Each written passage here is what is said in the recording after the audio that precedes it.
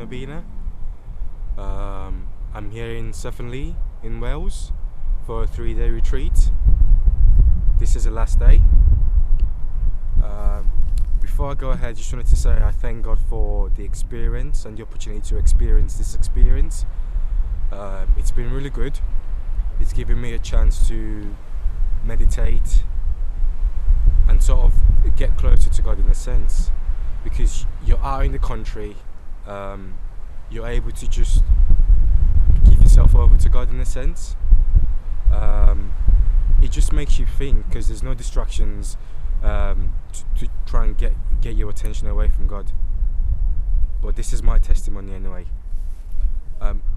I became an Adventist properly at the start of this year in January. I got introduced to the Adventist church through a friend of mine. Prior to that, I was born a Catholic, so I was born into a Catholic family. And growing up, I never really used. I was basically a Catholic by tradition, so I was just going to church and doing stuff without really knowing the meaning of what I was doing. I got introduced to the Adventist church, like I said, through a friend of mine who I met in a hostel. I stayed to have Bible studies with the guy, and as soon as I got into the church, I knew that this was the church that I need to be in, because the way in which Adventists study the Bible is quite different to any other church, I believe. When I made the decision to become an Adventist, I used to get a lot of stick and a lot of eyebrows raised, especially from my family. So I got questioned about the reason why I made that choice and that decision. So I found myself having to defend my choice and my decision a lot. And to be honest, I thank God for bringing me to where I am now, because previously I used to be a lot scared because I didn't know what I was doing at the start, or because I hadn't had a lot of studies then, I wasn't able to defend myself back then. But now I've had a lot more studies than I did when I started, and it's really a good experience being an Adventist, I'd say, because you get closer to God.